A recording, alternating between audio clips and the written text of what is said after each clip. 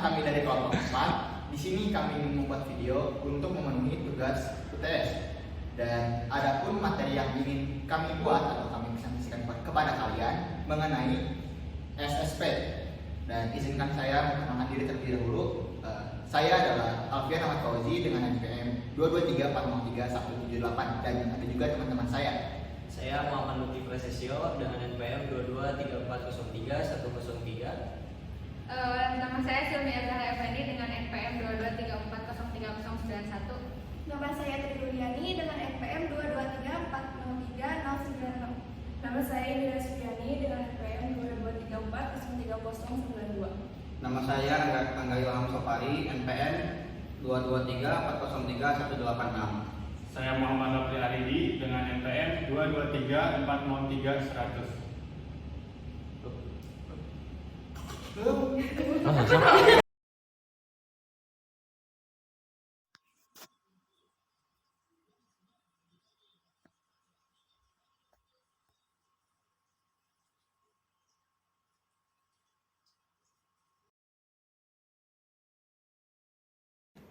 Hai, perkenalkan nama saya Alfian Ahmad Fauzi.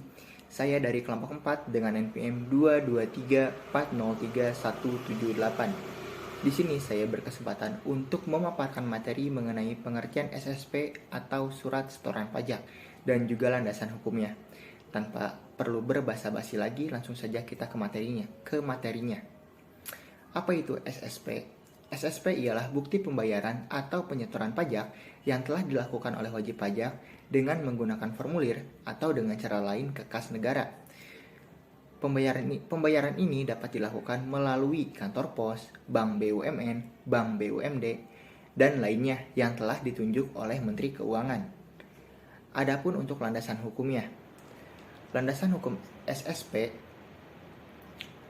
ialah mengenai ketentuan pengisian formulir surat setoran pajak yang awalnya diatur dalam Peraturan Direktorat Jenderal Pajak dengan nomor per 38 /PJ/2009 tentang bentuk, isi, dan tata cara pengisian surat setoran pajak. Mungkin itu saja materi yang bisa saya sampaikan. Untuk materi selanjutnya akan dijelaskan oleh teman saya. Baik, di sini saya akan melanjutkan materi dari rekan saya mengenai jenis surat setoran pajak. Jenis surat setoran pajak ada berbagai macam jenis. Yang pertama, surat setoran pajak standar. Surat setoran pajak standar adalah surat yang digunakan oleh wajib pajak yang berfungsi untuk melakukan pembayaran atau penyetoran pajak terutang ke kantor penerima pembayaran pajak, serta sebagai bukti pembayaran dengan bentuk, ukuran, dan isi yang sudah ditetapkan. Yang kedua, surat setoran pajak khusus adalah bukti pembayaran atau penyetoran pajak terutang ke kantor penerima pembayaran yang dicetak oleh kantor penerima pembayaran dengan menggunakan mesin transaksi khusus. Yang ketiga, surat setoran pabean, cukai, dan pajak dalam rangka impor. Adalah jenis surat setoran pajak yang digunakan oleh importir atau wajib bayar pajak dalam rangka impor. Yang keempat, surat setoran cukai atas barang kena cukai dan PPN hasil tembakau buatan dalam negeri adalah jenis surat setoran pajak yang digunakan oleh pengusaha untuk cukai atas barang kena cukai dan PPN hasil tembakau buatan dalam negeri. Materi kedua yaitu formulir surat setoran pajak.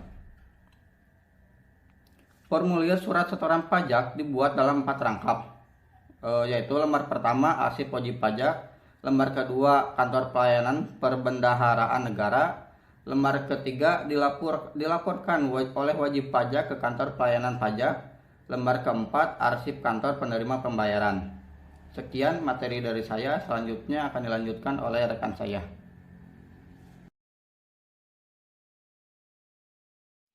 Baik, di sini saya akan menjelaskan mengenai elemen-elemen yang terdapat di dalam surat setoran pajak.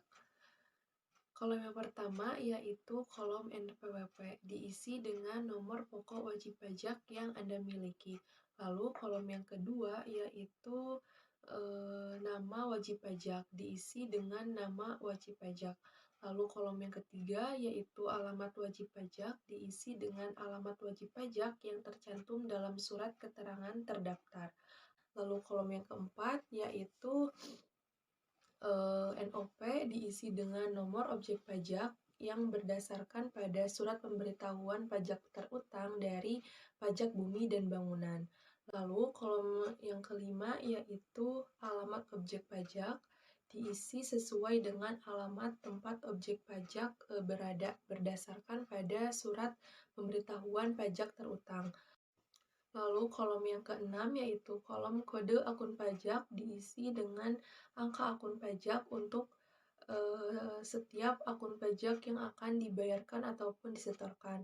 Lalu kolom yang ketujuh yaitu kolom kode jenis setoran diisi dengan angka dalam kolom kode jenis setoran untuk setiap jenis setoran pajak yang akan dibayarkan ataupun disetorkan. Lalu kolom yang ke-8 yaitu kolom uraian pembayaran diisi dengan uraian dalam kolom kode jenis setoran yang berkenaan dengan kode akun pajak dan kode jenis setoran. Khusus bagi PPh Final pasal 4 ayat 2 mengenai transaksi pengalihan hak atas tanah dan bangunan dilengkapi nama pembeli. Dan khusus bagi PPh Final pasal 4 ayat 2 mengenai penyewaan tanah dan bangunan yang disetorkan si penyewa juga dilengkapi dengan nama penyewa. Kesembilan yaitu masa pajak. Untuk mengisi masa pajak, beri tanda silang di salah satu kolom masa pajak untuk waktu yang akan dibayarkan. Pembayaran lebih dari satu masa pembayaran pajak dapat dilakukan dengan memakai satu formulir SSP untuk satu masa pajak. Berikutnya ada tahun pajak, yaitu tahun terutangnya pajak. Untuk selanjutnya yaitu nomor ketetapan, diisi dengan yang ada di dalam surat ketetapan pajak atau surat tagihan pajak. Jumlah pembayaran, yaitu nilai atau angka yang dibayarkan dengan nilai rupiah. Selanjutnya ada terbilang, yaitu isi nilai pajak yang dibayarkan dengan tulisan huruf Latin berbahasa Indonesia. Poin selanjutnya diterima oleh kantor penerima pembayaran. Bisa diisi dengan tanggal penerimaan saat Anda membayar pajak dari kantor penerimaan pembayaran. Kemudian ditandatangani dan diisi dengan nama petugas penerima pembayaran. Lalu diberi cap atau stempel kantor penerima pembayaran tempat Anda melakukan transaksi. Selanjutnya ada wajib pajak atau penyetor. Bisa diisi dengan tanggal dan tempat pembayaran, tanda tangan, kemudian ditulis nama jelas dari wajib pajak. Poin terakhir yaitu ruang validasi kantor penerimaan pembayaran. Diisi dengan nomor transaksi penerimaan negara atau NTPN dan juga nomor transaksi bank atau NTB, atau bisa juga dengan NTP atau nomor transaksi pusat oleh kantor penerima pembayaran pajak Anda.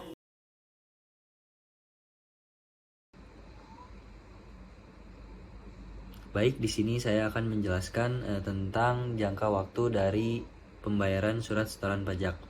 Nah, pembahasan mengenai surat setoran pajak memang sebenarnya sudah tidak terlalu relevan, mengingat dokumen ini sudah dialihkan menjadi bentuk digital yaitu surat setoran elektronik. Namun demikian, masih ada beberapa informasi penting yang bisa kita gali pada topik ini, khususnya untuk Anda yang sedang belajar mengenai perpajakan di Indonesia. Pada PPh pasal 4 ayat 2 dijelaskan bahwa pajak yang dipotong oleh pemotong PPh harus disetorkan paling lama tanggal 10 bulan berikutnya setelah masa pajak berakhir. Untuk pajak yang harus dibayarkan sendiri, pajak harus disetor paling lama tanggal 15 bulan berikutnya setelah masa pajak berakhir, terkecuali ada ketetapan lain dari Menkeu. Yang kedua, PPh pasal 15 dijelaskan bahwa pajak yang dipotong oleh pemotong harus disetorkan paling lambat tanggal 10 bulan berikutnya setelah masa pajak berakhir. Untuk yang dibayarkan sendiri, maka batas penyetorannya tanggal 15 bulan berikutnya setelah masa pajak berakhir. Pada PPh pasal 21 dijelaskan bahwa pajak yang dipotong oleh pemotong harus disetor paling lambat tanggal 10 bulan berikutnya setelah masa pajak berakhir. Pada PPh pasal 23, 26, dan 25 dijelaskan bahwa pajak ini harus dibayarkan paling lama tanggal 15 bulan berikutnya setelah masa pajak berakhir. Pada PPh pasal 22 PPN dan PPNBM, pajak ini harus dilunasi bersamaan dengan saat pembayaran bea masuk dan dalam hal bea masuk yang ditunda atau dibebaskan. PPh pasal 22 PPN atau PPN dan PPNBM atas impor harus dilunasi pada saat penyelesaian dokumen pemberitahuan pabean impor. Untuk pajak ini yang dipungut oleh Direktorat Jenderal Bea Cukai, maka batas penyetorannya adalah 1 hari kerja setelah dilakukan pemungutan pajak. Pada PPh pasal 22, untuk pajak yang dipungut oleh bendahara, maka harus disetorkan pada hari yang sama dengan pelaksanaan pembayaran atas penyerahan barang yang dibiayai dari belanja negara atau belanja daerah. Untuk pajak yang dipungut oleh wajib pajak badan tertentu, sebagai pemungut pajak harus disetor paling lambat tanggal 10 bulan berikutnya setelah masa pajak berakhir. Halo teman-teman semuanya, baik di sini saya akan melanjutkan pemaparan materi dari rekan saya yaitu mengenai tata cara mengangsur ataupun menunda pembayaran atas ketetapan pajak yang terutang. Nah, seperti yang kita ketahui bahwasannya kondisi keuangan wajib pajak tidak selamanya berada dalam kondisi stabil atau dalam tanda kutip selalu memperoleh keuntungan. Nah, ada kalanya kondisi wajib pajak mengalami kesulitan, khususnya dalam kesulitan likuidasi atau kesulitan yang memang pada saat itu keadaannya berada di luar kekuasaannya sehingga wajib pajak tidak dapat memenuhi kewajiban perpajakannya secara tepat waktu. Maka dari itu wajib pajak dapat mengajukan permohonan untuk mengangsur ataupun menunda pembayaran pajak.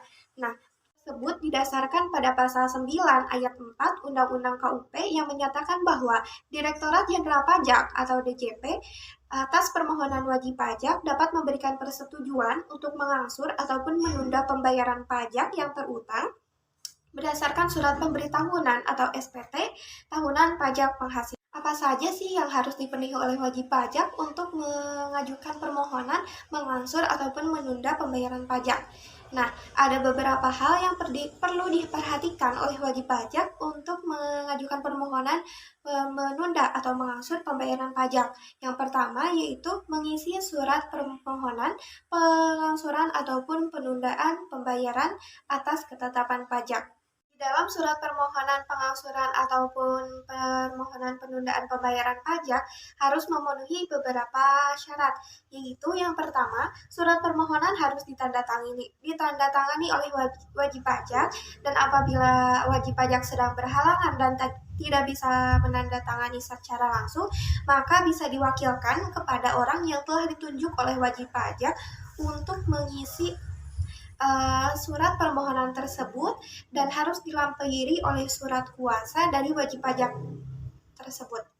Diperhatikan dalam surat permohonan pajak yaitu harus mencantumkan yang pertama, apabila surat ditujukan untuk mengajukan permohonan pengangsuran pajak, di dalamnya harus memuat jumlah utang pajak yang akan yang dimohonkan untuk diangsurkan pembayarannya.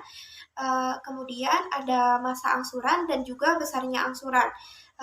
Dan yang kedua, apabila surat tersebut ditujukan untuk permohonan penundaan pembayaran pajak, maka harus mencantumkan jumlah utang pajak yang dimohonkan untuk ditunda pembayarannya dan juga jangka waktu penundaan pembayaran pajak.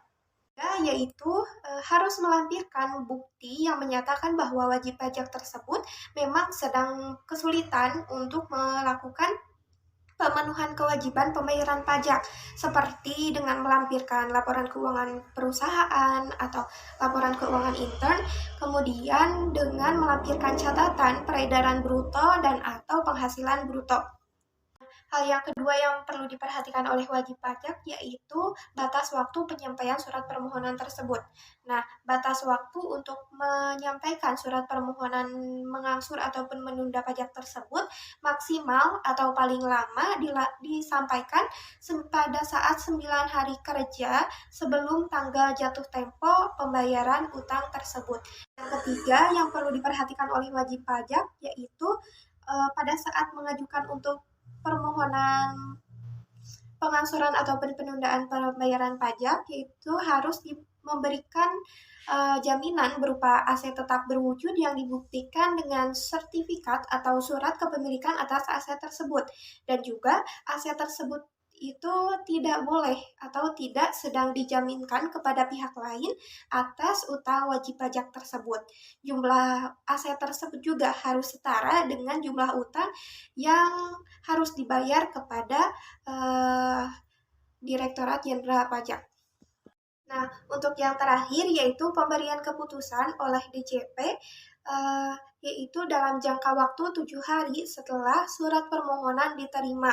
Permohonan wajib pajak tersebut dapat disetujui sepenuhnya, disetujui sebagian, dan atau menolaknya.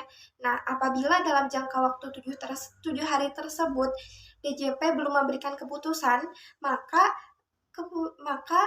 permohonan wajib pajak tersebut dianggap disetujui sepenuhnya. Sekian pemaparan materi dari saya. Untuk selanjutnya akan dijelaskan oleh rekan saya. Terima kasih. Baik, perkenalkan, nama saya Muhammad Rafli Aridi. Di sini saya akan menjelaskan tentang tata cara pengisian SSP melalui online atau melalui website e-billing. Teman-teman bisa akses website DJP online untuk langkah pertamanya. Kemudian nanti teman-teman bisa login dengan menggunakan NPWP. Jika teman-teman belum punya NPWP, bisa registrasi dulu, bisa melalui online, yaitu dengan akses website e-reg pajak. Nah, setelah itu kalian login, kemudian klik menu e-billing. Setelah muncul menunya, kalian bisa pilih menu SSE, nanti akan muncul formulir.